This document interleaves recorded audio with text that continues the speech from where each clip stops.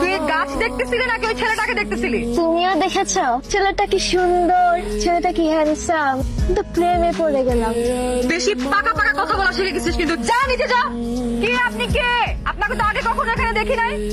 আর কি এসব? কি সব খালি গায়ে এরকম ছাদে উঠেন কেন আপনি? হ্যাঁ, আশেপাশে মানুষজন থাকে না, ছাদে উঠে না? এই যে বাচ্চা মেয়েরা ছাদে উঠে না? অসভ্য কথাকার। আমার ছোট মেয়ে ইরা, ওর সামনের বুধবার জন্মদিন। তুমি কিন্তু রাতুলের সাথে অবশ্যই আসবা। আমি কিন্তু আপনার জন্য ওয়েট করবো। ওকে, আসবো আন্টি। গত মাসে সবাই মিলে মিটিং করে সিদ্ধান্ত হয়েছে সকাল 9টা থেকে দুপুর 2টা পর্যন্ত ওই জায়গা আমার। আমি এটা মানি না। এখন তাড়াতাড়ি সন্ধ্যা হয়ে যায়, আর আমার ঘরে মানুষ বেশি, আমার সময় বেশি লাগবে। মদের মূল্য পাইছে। 3 মাসের চুক্তি হয়েছে, দুপুর 2টার 1 সেকেন্ড আগেও ওই জায়গা আমি ছাড়বো না। এমন ভাবে কথা বলতেছে যেন এটা তার পৈতৃক সম্পত্তি। ভুলে যাবেন না, ওই জায়গার উপর আপনার যতটুকু অধিকার, আমারও ঠিক ততটুকু অধিকার। ওনারা কি জায়গা জমি নিয়ে কথা বলতেছে না? এরা দুজন কি ভাগে চোখে জায়গা কিনছে? সিনেমাটা দেখতে থাকেন, উপভোগ করুন, একটু পরে নিজেই সব জানবেন।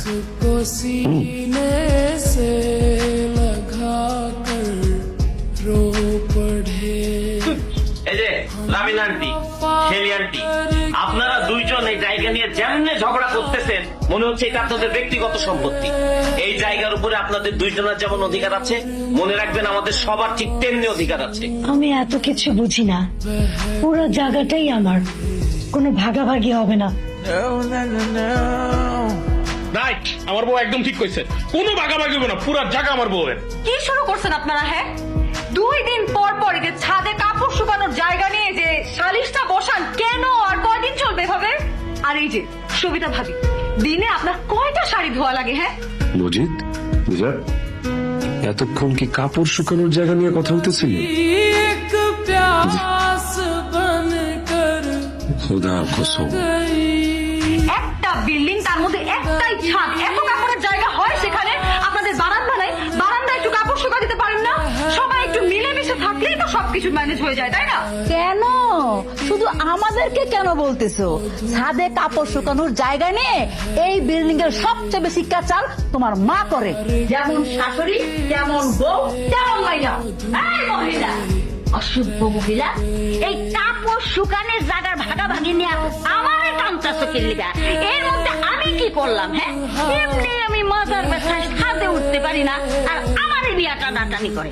আমার কাছে সমাধান আছে, ওয়েট ওয়েট, আমি বলছি। কি সমাধান?